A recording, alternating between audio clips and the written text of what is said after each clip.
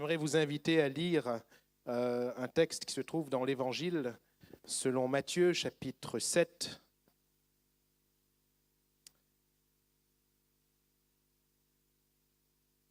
À partir du verset 22.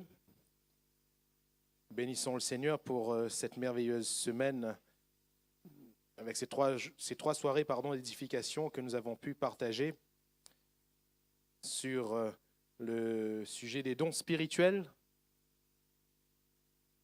Je crois que le Seigneur nous a fait du bien et les uns et les autres, nous aspirons davantage, alléluia, à l'exercice de ces dons. Et ce matin, j'aimerais voir avec vous, comme une conclusion, mais aussi une ouverture à toute cette édification que nous avons partagée, j'aimerais voir avec vous le fond qui va non pas seulement amener les dons spirituels, mais qui va nous permettre de vivre entièrement la vie de l'esprit, toute la vie de l'esprit. Pas seulement des dons, pas seulement quelques parties, mais toute la vie de l'esprit. Matthieu chapitre 7, à partir du verset 21, nous ferons la lecture. Matthieu 7 à partir du verset 21. Voilà ce qui nous est dit.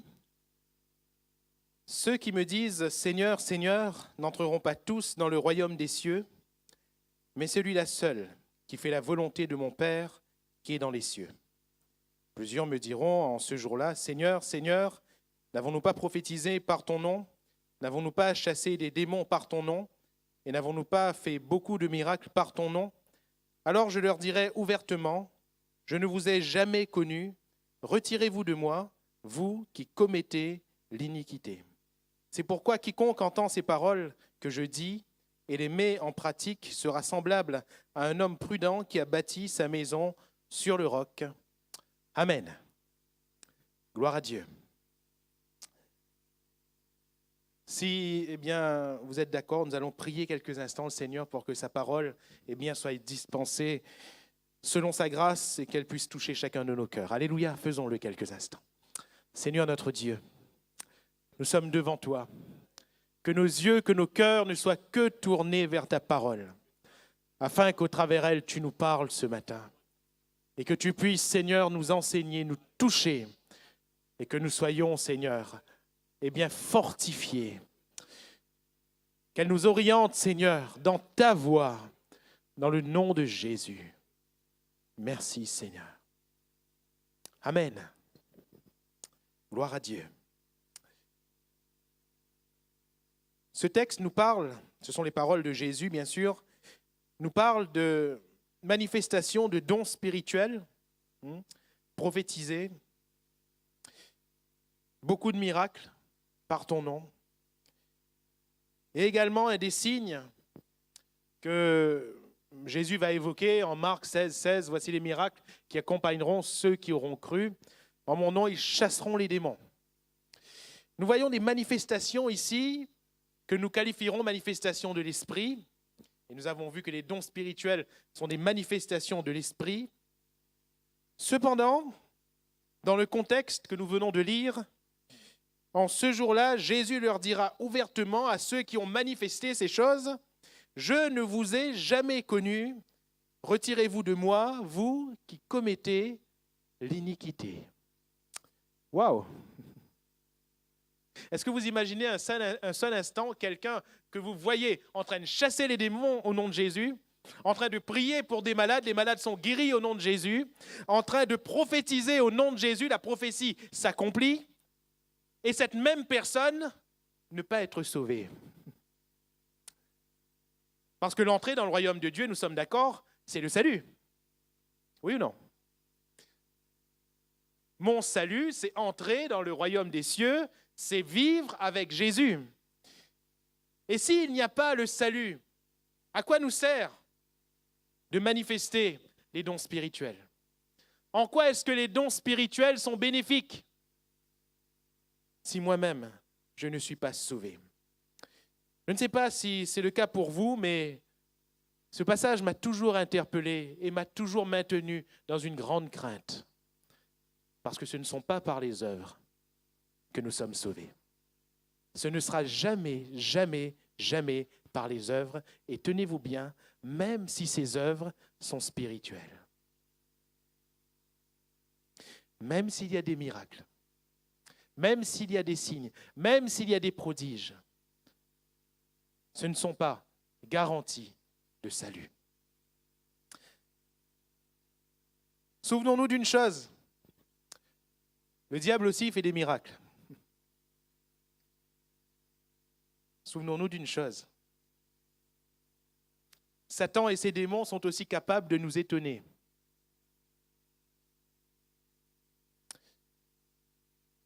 Jésus va dire ceci dans le verset qui précède le texte que nous avons lu. Vous pouvez regarder au verset 20. Nous avons commencé au verset 21.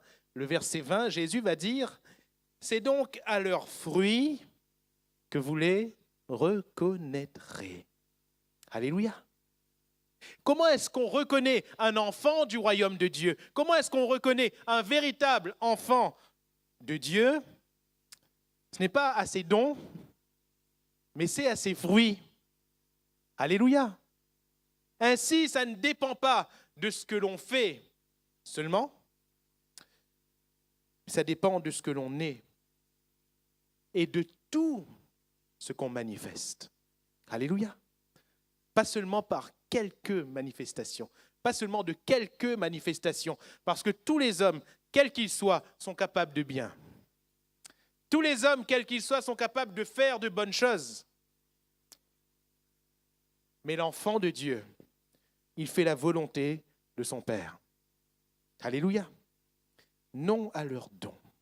Pourquoi est-ce que ces hommes qui arrivent et qui disent « Seigneur, Seigneur », pourquoi est-ce qu'ils n'entrent pas dans le royaume?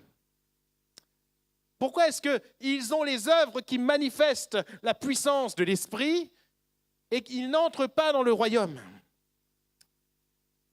Beaucoup de commentateurs disent que ça ne peut pas être par l'Esprit s'ils n'entrent pas dans le royaume. Je ne sais pas. On ne sait pas, peut-être. Toujours est-il que si nous restons au texte, nous voyons qu'il y a des manifestations, nous voyons que ceux-ci sont miraculeux, surnaturels, et que ceux qui, par qui ces manifestations s'opèrent, ils n'entrent pas dans le royaume. Jésus, il va dire « Je ne vous ai jamais connu, retirez-vous de moi, vous qui commettez l'iniquité. » Premièrement, je ne vous ai jamais connu. Deuxièmement, vous qui commettez l'iniquité. Et ce que j'aimerais partager avec vous ce matin, je parlais de fond, c'est la communion véritable. Alléluia. La communion véritable, qui ne repose pas sur des manifestations, mais qui repose seule sur la présence de Jésus dans notre vie. Je ne vous ai jamais connu. Ainsi, premièrement, nous allons voir l'importance de le connaître, lui. De le connaître, lui. Vous qui commettez l'iniquité. Deuxièmement, nous verrons vers quelle pratique la présence de Jésus nous entraîne. Quelles œuvres se manifestent et qui prouvent la réelle présence de Jésus. Alors, le connaître. Le connaître. Je ne vous ai jamais connu. Ce terme,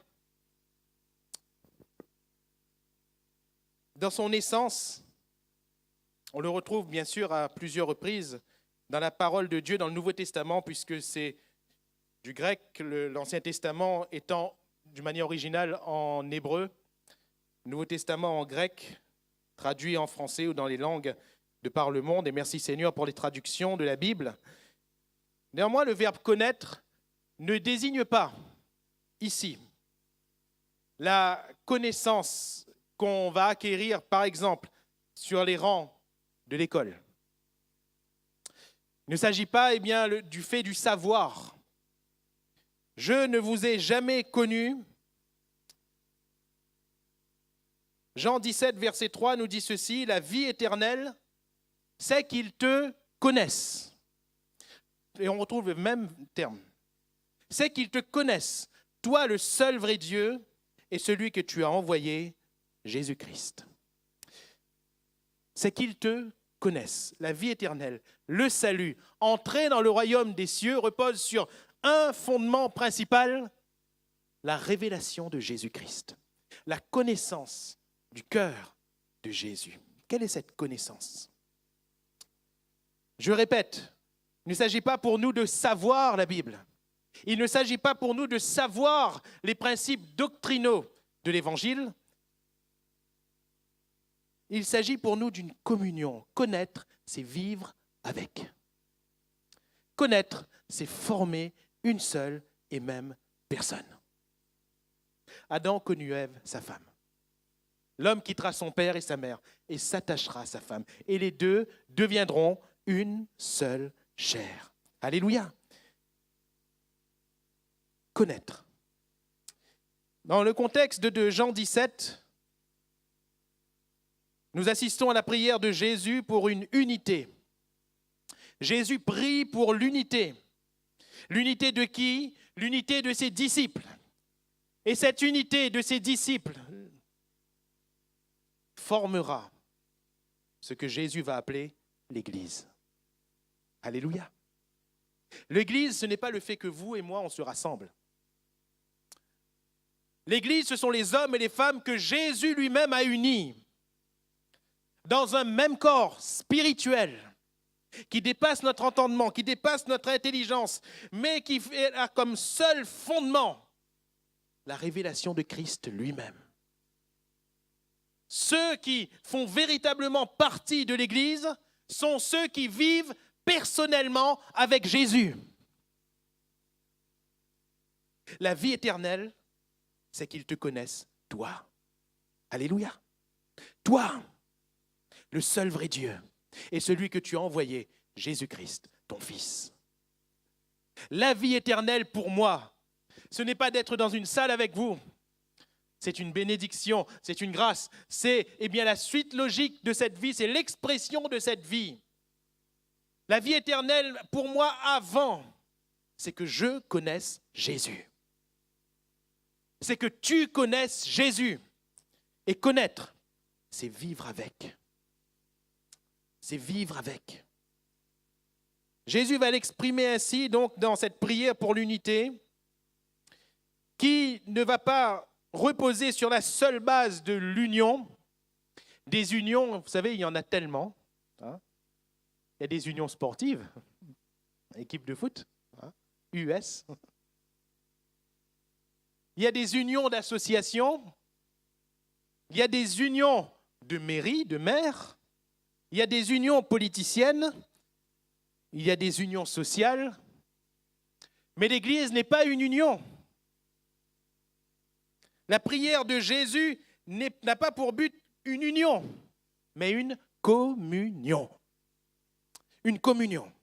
Ce n'est pas pour eux seulement que je prie, va dire Jésus au verset 20 du chapitre 17, mais encore pour ceux qui croiront en moi par leur parole, afin que tous soient un, comme toi, Père, et regardez bien, tu es en moi, et comme je suis en toi. La communion qui lie Jésus, Dieu le Fils, à Dieu le Père, repose sur ce principe.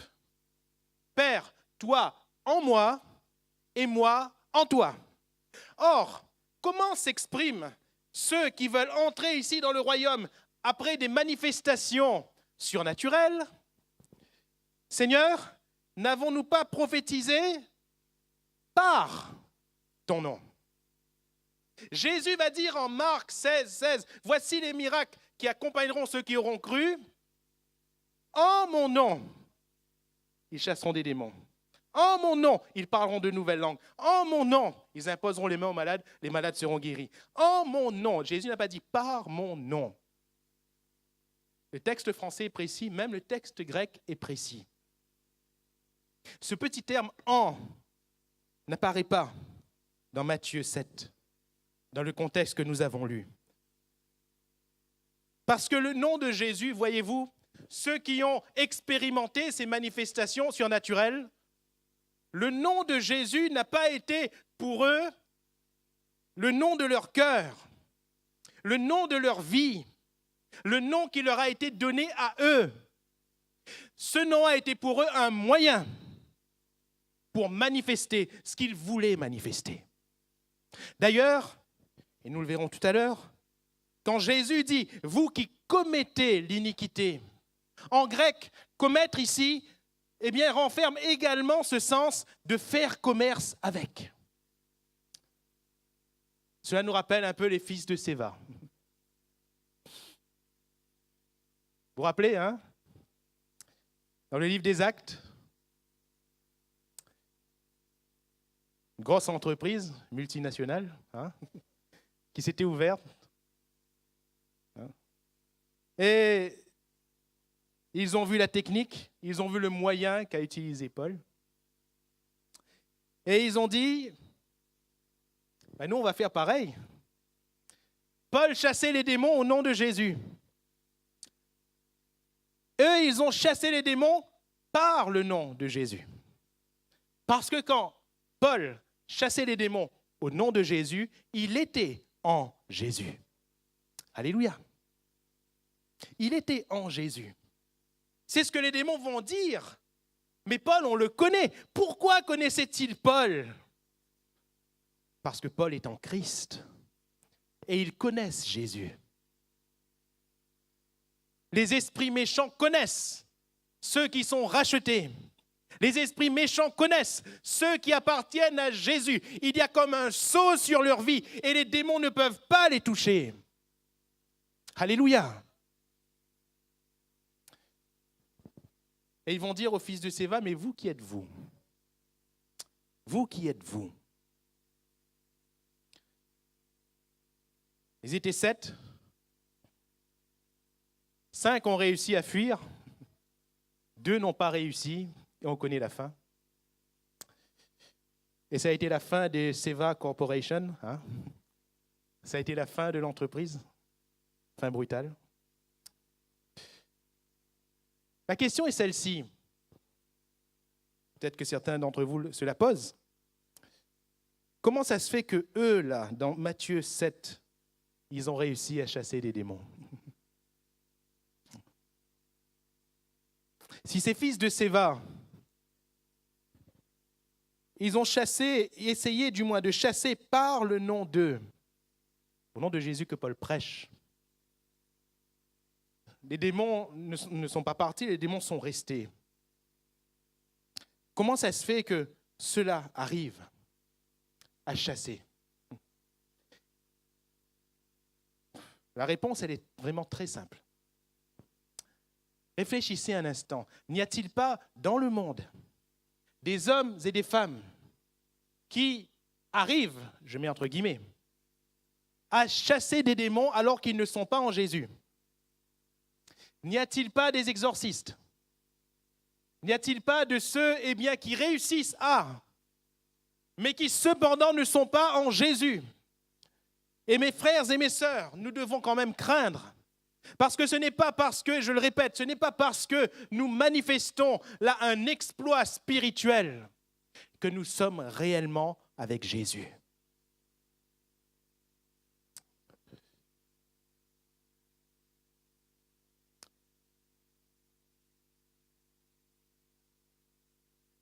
Afin que tous soient un, comme toi, Père, tu es en moi, et comme je suis en toi, afin qu'eux aussi soient en nous, pour que le monde croie. Alléluia. La manifestation de l'Esprit est dispensée pour que le monde croie. Et Jésus, il place ici, dans le même contexte de l'évangélisation, le fait que nous soyons un avec lui. Pour que le monde croie. Pourquoi? Parce qu'en réalité, quand nous sommes un avec Jésus, si quelqu'un est en Christ, il est une nouvelle créature. En Christ, il est une nouvelle créature. Les choses anciennes sont passées, toutes choses sont devenues nouvelles.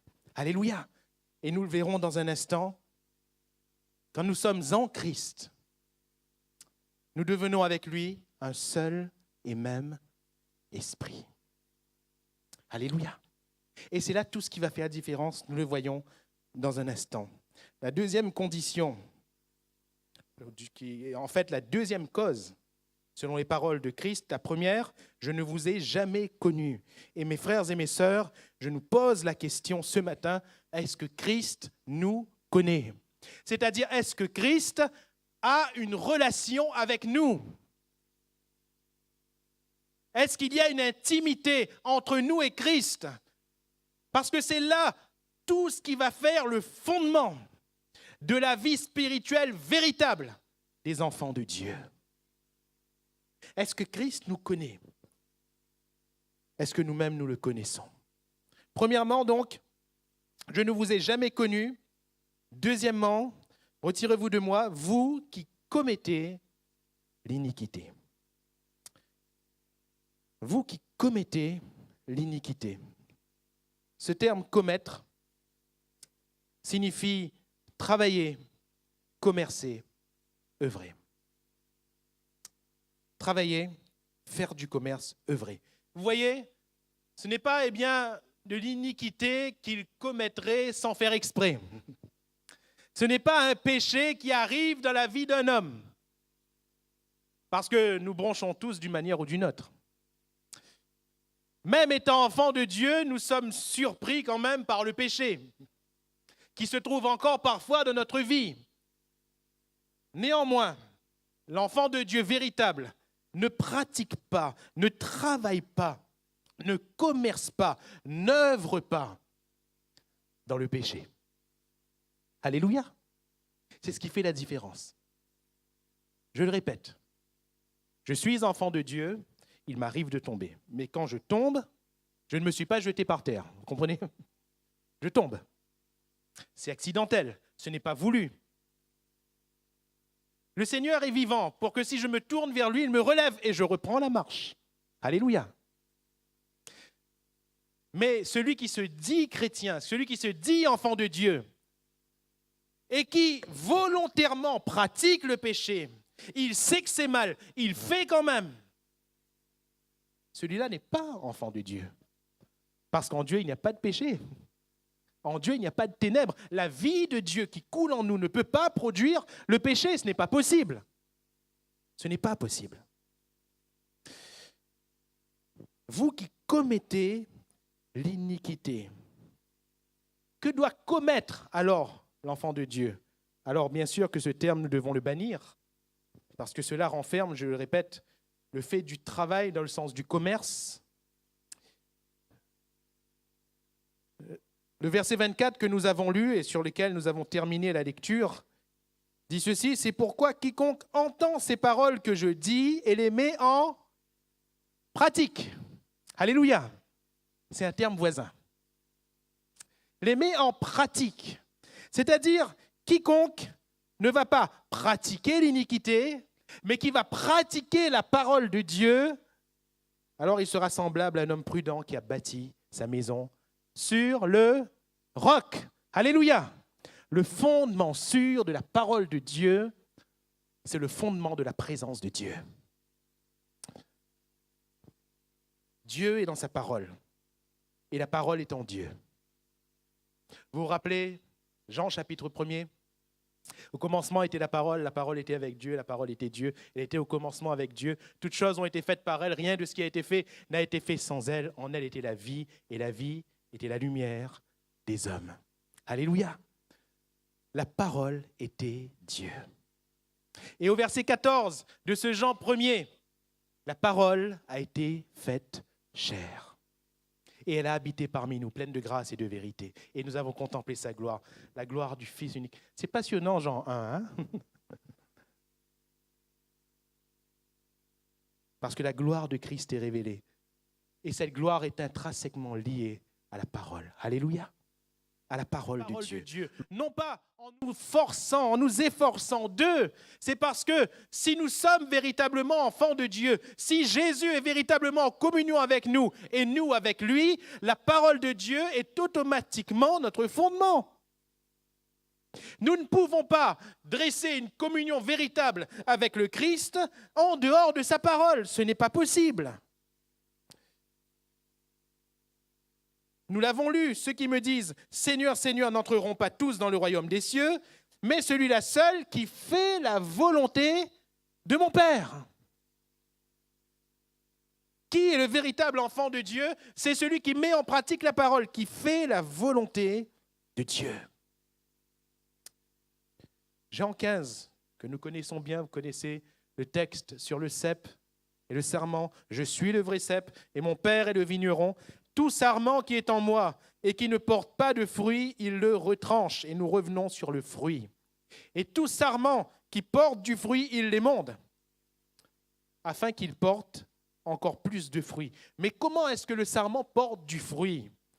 Déjà, vous êtes purs, littéralement émondés, à cause de la parole que je vous ai annoncée.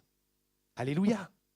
Comment est-ce qu'on peut porter du fruit? Parce que Jésus dit, vous les reconnaîtrez à leurs fruits, non pas à leurs dons, non pas à leur capacité, non pas à ce qui est surnaturel comme manifestation par eux, mais vous les reconnaîtrez à leurs fruits. Mon frère, ma sœur, comment est-ce que le fruit de Dieu est manifeste dans nos vies? Comment est-ce que le fruit de l'Esprit est manifeste dans nos vies lorsque c'est la parole de Dieu qui travaille nos cœurs? Quand ce que nous avons entendu dès le commencement demeure en nous, quand cette parole travaille en nous, alors cette parole nous permet de porter du fruit. J'aime bien cette parabole que nous connaissons tous également. C'est bien quand on avance au fur et à mesure des mois et des années et que nous, chrétiens, nous connaissons la parole de Dieu parce qu'on peut aller un peu plus en profondeur. Et cette parabole du semeur qui sort pour semer sa semence, alors le semeur, il sème, il ne cherche pas, il sème. Et là, je vois la grâce de Dieu envers tous les hommes. Parce que quel que soit le terrain, les hommes entendent la parole de Dieu. Alléluia. Et Dieu sème. C'est la même parole, c'est la même semence, c'est la même vie. Il n'y a pas de préférence de Dieu pour l'un, pour l'autre. Dieu aime tous les hommes de la même manière. Et il propose la vie éternelle de la même manière. Alléluia. Comment? Par sa parole. Le semeur est sorti pour semer. Il y a le chemin qui est dur, il sème quand même. Il y a le terrain épineux, il sème. Il y a le terrain rocheux, il sème. Et puis il y a la bonne terre, et il sème. Mais vous avez remarqué, c'est le même semeur, c'est la même semence. C'est le même grain qui tombe en terre. Les terres ici sont les symboles des cœurs. Comment recevons-nous la parole de Dieu pour qu'elle travaille en nous et qu'elle nous permette de produire du fruit? Comment recevons-nous la parole de Dieu?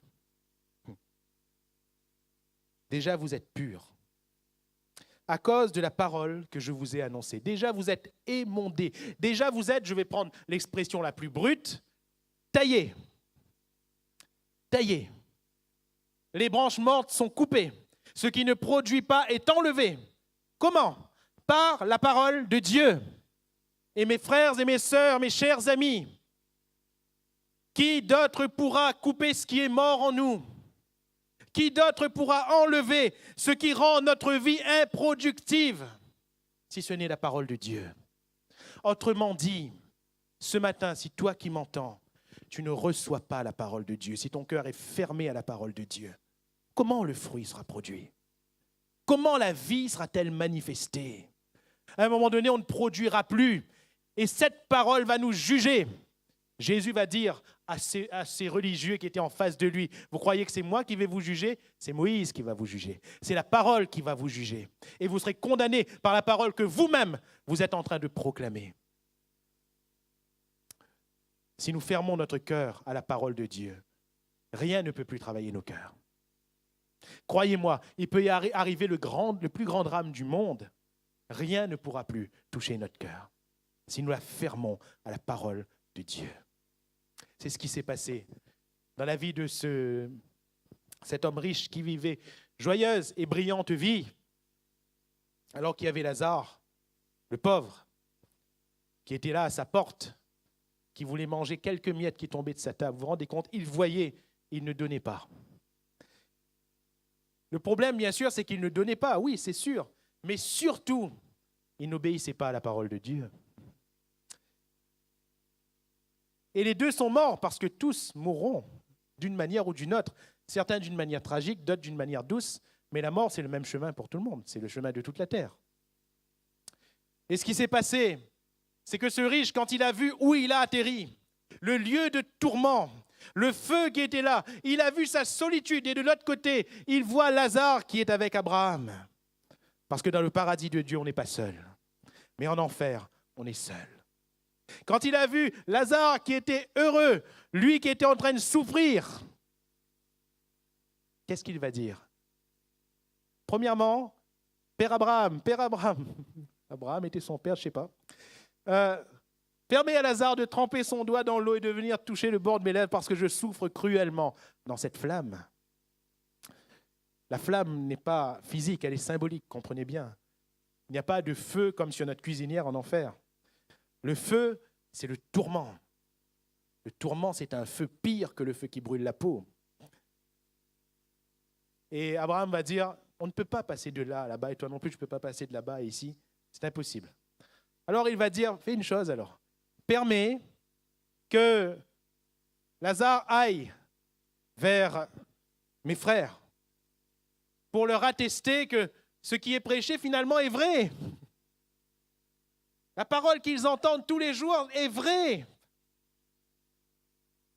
Alors, malheureusement, Abraham va dire, s'il n'écoute pas la loi et les prophètes, s'il n'écoute pas les prédicateurs, même si un mort ressuscite, ils ne croiront pas. Et chers amis, j'aimerais vous dire que c'est vrai.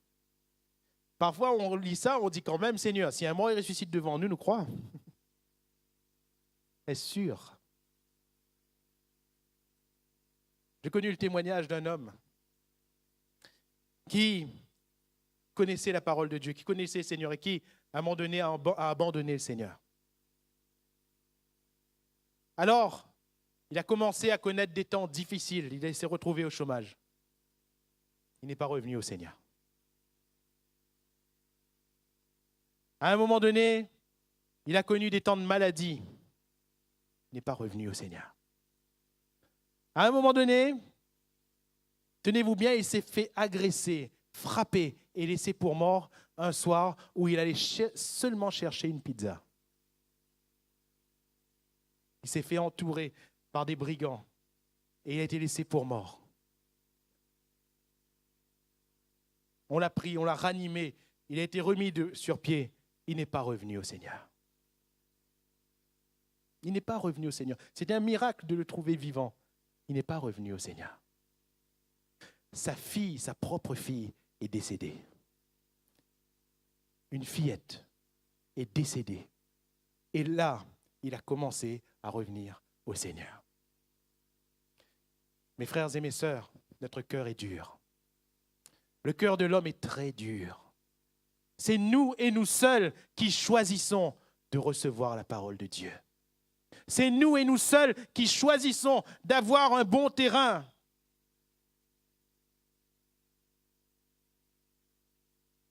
Tout sarment qui porte du fruit les mondes, afin qu'il porte encore plus de fruits. Déjà, vous êtes purs à cause de la parole que je vous ai annoncée. Alors, mon frère, ma sœur, cher ami, si parfois la parole de Dieu nous blesse, laissons-la nous blesser. Parce qu'elle est en train de tailler en vérité. Alléluia. Si la parole de Dieu fait un petit peu mal, laissons-la nous faire un petit peu mal. Vous avez remarqué qu'elle nous fait beaucoup de bien à côté. Laissons-la nous faire un petit peu mal, parce qu'elle va nous permettre de porter du fruit. Parce que le plus important, ce ne sont pas les dons, c'est le fruit. Alléluia. Nous avons parlé de dons comme de cadeaux. Nous aimons tellement avoir des cadeaux. Mais le fruit, quel fruit manifestons-nous? Vous avez remarqué que Samson manifestait beaucoup de dons, une grande puissance. Mais quels étaient ses fruits? Les prostituées? La débauche? Nous savons comment il a fini. Demeurez en moi et je demeurerai en vous. Regardez bien, en moi, en vous. la communion. Comme le sarment ne peut de lui-même porter du fruit s'il ne demeure attaché au cep, ainsi vous ne le pouvez pas non plus si vous ne demeurez en moi. En moi. Je suis le cep, vous êtes les sarments. Celui qui demeure en moi et en qui je demeure porte beaucoup de fruits, car sans moi, vous ne pouvez rien faire. Et quand Jésus dit « sans moi, vous ne pouvez rien faire », il ne s'agit pas seulement de Jésus qui marche à côté de nous, il s'agit d'une communion. Demeurer en lui et lui en nous. C'est une communion. La question est simple, est-ce que je vis dans une communion perpétuelle avec Jésus? Parce que c'est là la vie éternelle. Et c'est seulement là la vie éternelle. Alléluia. Si je vis en communion perpétuelle avec Jésus, je ne ferai pas n'importe quoi.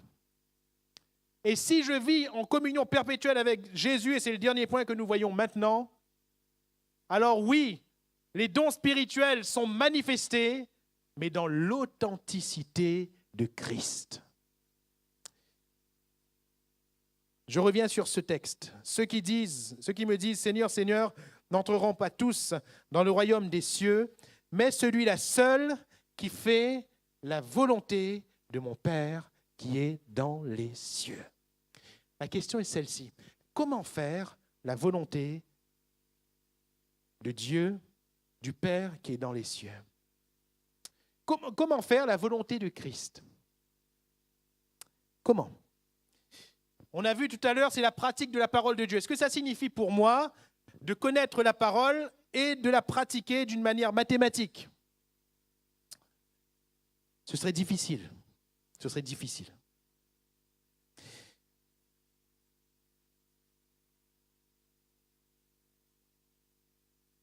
Je reviens sur ces dons spirituels. Ceux qui me disent « Seigneur, Seigneur » n'entreront pas tous dans le royaume des cieux. Faire la volonté de Dieu ne consiste pas dans la pratique des dons spirituels comme un but en soi. C'est-à-dire que faire la volonté de Dieu, ce n'est pas pour moi de rechercher seulement les manifestations de l'Esprit comme but. Et d'ailleurs, les manifestations de l'Esprit en soi ne sont pas un but. Le but, c'est que le nom du Seigneur soit glorifié. Voilà le but que nous recherchons dans toute notre vie, que le nom du Seigneur soit glorifié.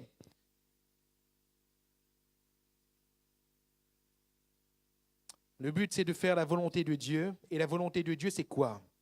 C'est être là où il veut, c'est faire ce qu'il veut, et c'est faire comme il veut. Et ça, ce n'est pas mathématiquement écrit. Être là où il veut, faire ce qu'il veut, faire comme il veut. Comment est-ce qu'on arrive à faire la volonté de Dieu? Nous ne pouvons pas connaître précisément la voie de Dieu, la volonté de Dieu. Je répète ce texte du prophète Ésaïe que nous citons depuis déjà quelques jours. Mes pensées ne sont pas vos pensées, vos voies ne sont pas mes voies. Comment pouvons-nous connaître la volonté de Dieu? Si autant le ciel sont éloignés au-dessus de nous, de la terre, autant le sont ses pensées des nôtres. Comment connaître la volonté de Dieu pour la pratiquer? La Bible nous dit une chose claire, c'est Paul qui le déclare.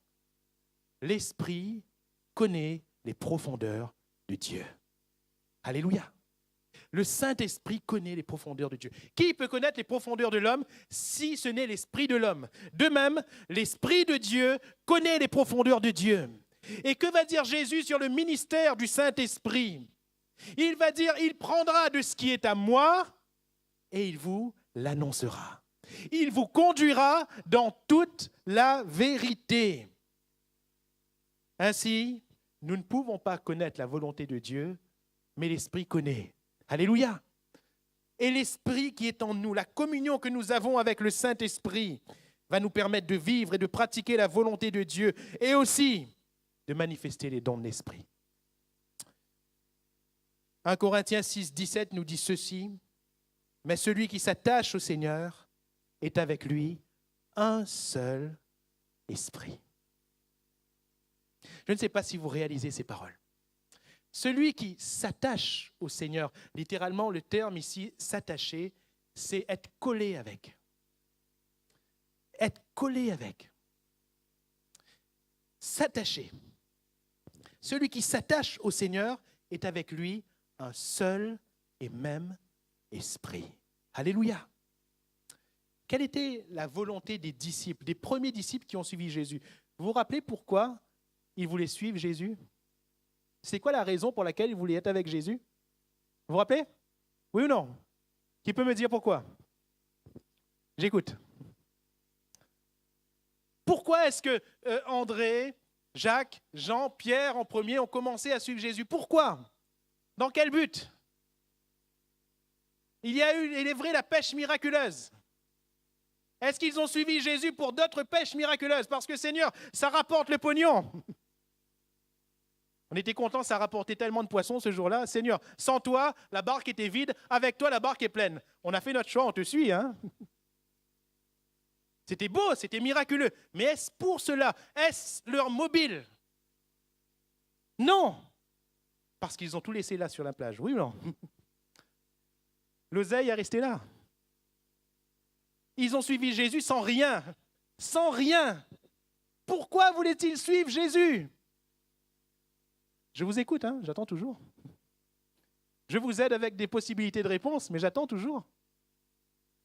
Pour être avec lui. Exactement. Seulement pour être avec lui. Ils suivent Jésus. Jésus s'arrête. Jésus leur demande, qu'est-ce que vous voulez? Qu'est-ce qu'ils répondent? Seigneur, montre-nous où tu demeures. Alléluia. C'est tout. Montre-nous où tu demeures, parce qu'on veut être là où tu es. On veut nous s'attacher à toi. On veut rester collé à toi, Seigneur. On ne te quitte plus jamais. Alléluia. Bartimée qui est guéri instantanément par Jésus. Il voit, il n'a plus besoin d'être guéri d'une cécité, il voit. Cependant, qu'est-ce qu'il fait? Il suit Jésus dans le chemin parce qu'il veut être avec Jésus.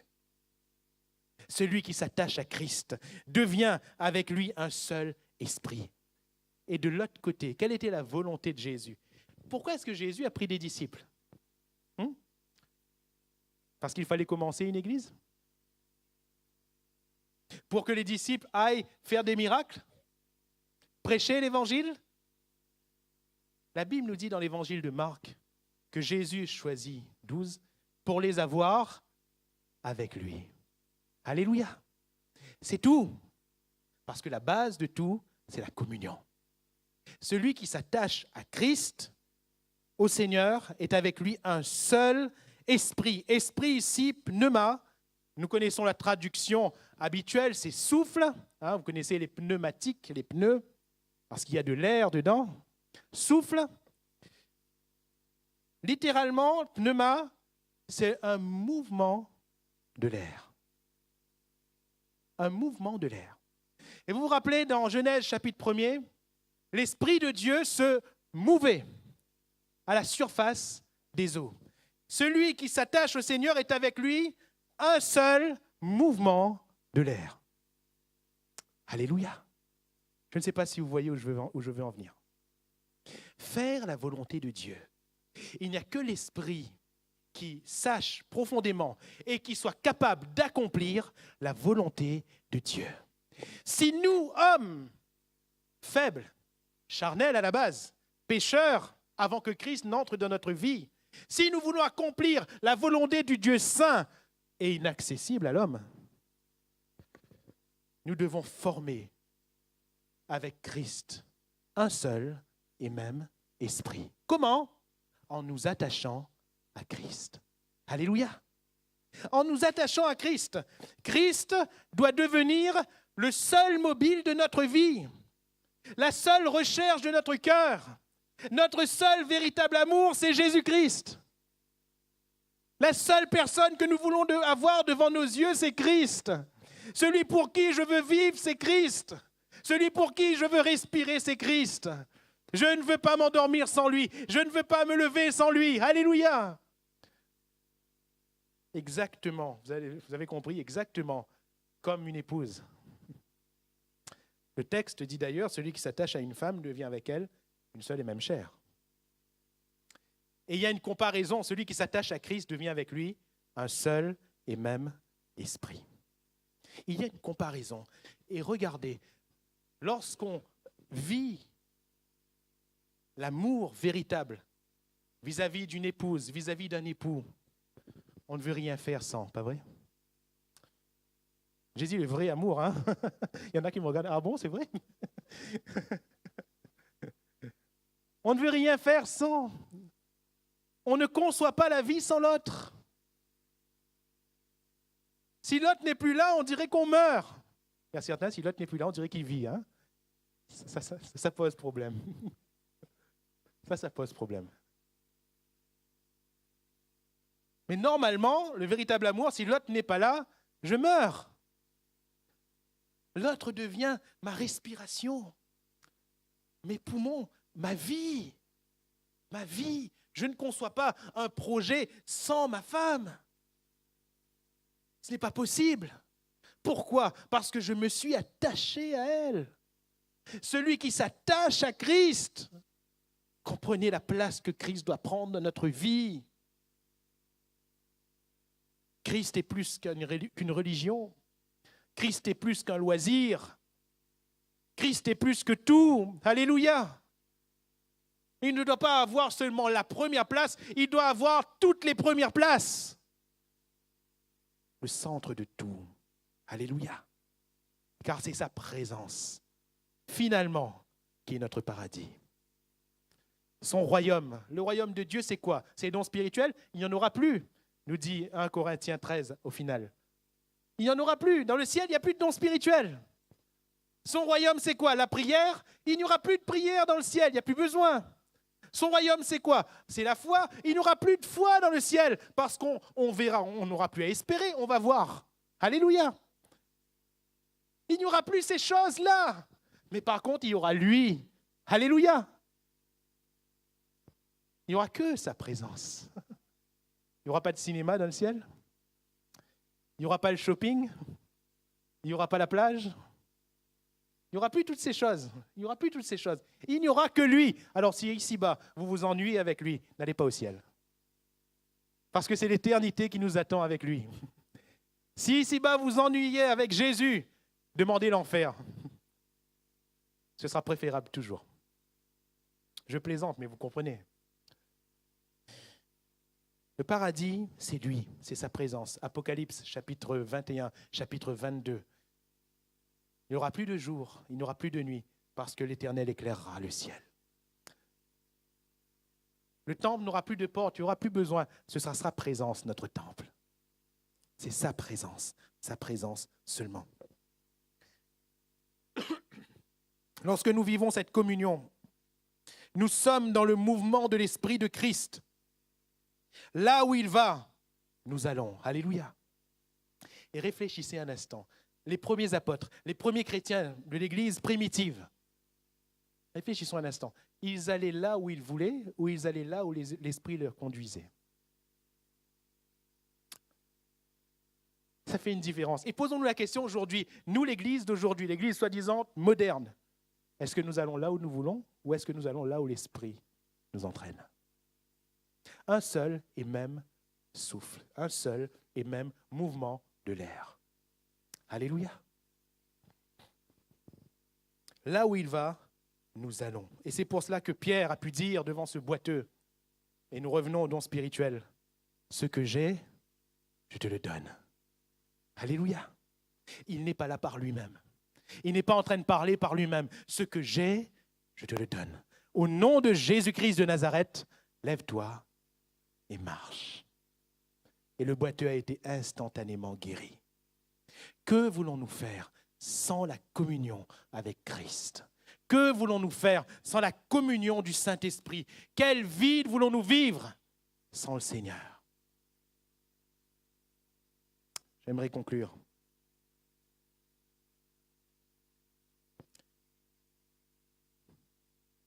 Si ces hommes et femmes, peut-être qu'il y avait des femmes, Jésus a dit plusieurs ce jour-là viendront, ceux qui crient Seigneur, Seigneur. Et il y en a qui crient Seigneur, Seigneur. Ceux qui manifestent des dons spirituels, Je ne dénigre pas les dons spirituels, nous devons tous en manifester. Si nous sommes en communion avec l'Esprit, nous manifestons les dons spirituels. Mais ceux qui manifestent les dons spirituels et qui crient « Seigneur, Seigneur » n'entreront pas tous dans le royaume de Dieu. Ceux qui crient « Seigneur, Seigneur » et qui manifestent des dons surnaturels, on est content quand on les manifeste, c'est normal. Mais ceux qui prennent ça comme base de leur salut n'entreront pas dans le royaume des cieux. Jésus va répondre « Je ne vous ai jamais connu. Retirez-vous de moi, vous qui commettez l'iniquité. » En même temps qu'il manifestait les dons spirituels, il commettait l'iniquité. L'iniquité, littéralement, signifie le fait de violer la loi, le fait de désobéir volontairement à la loi. Où est-ce que je me situe, moi ? Mon frère, ma sœur, où te situes-tu ? Dans quelle case sommes-nous ? Dans quel ensemble ? Dans quel groupe ? Il y a les chrétiens qui se disent chrétiens, Seigneur, Seigneur, ils manifestent les dons spirituels, mais qui n'entrent pas dans le royaume des cieux, parce que leurs fruits les font reconnaître. Et puis il y a ceux qui parfois ne font pas de grand bruit, mais cependant qui sont dans une pleine communion avec Jésus. Peut-être que sur toute leur existence, ils n'auront manifesté qu'un don spirituel, peut-être 2, 3, mais ils entrent dans le ciel, parce qu'ils sont en communion avec Jésus. Où nous situons-nous ce matin ? Et ma dernière question, où voulons-nous nous situer ? Ce matin, il s'agit pour toi et pour moi, dans une pleine remise en question, de dire « Seigneur, je veux être dans une véritable communion avec toi. Je ne veux pas seulement faire des œuvres, je ne veux pas seulement manifester des dons, mais je veux être en toi. Je ne veux rien faire par le nom de Jésus, je veux tout faire en Jésus-Christ, en son nom. » Alléluia. C'est là notre part, c'est là notre bénédiction. Lui en nous et nous en lui. Qu'il nous connaisse et que notre pratique ne soit pas celle de l'iniquité, mais que notre pratique soit celle des enfants de Dieu. Alléluia.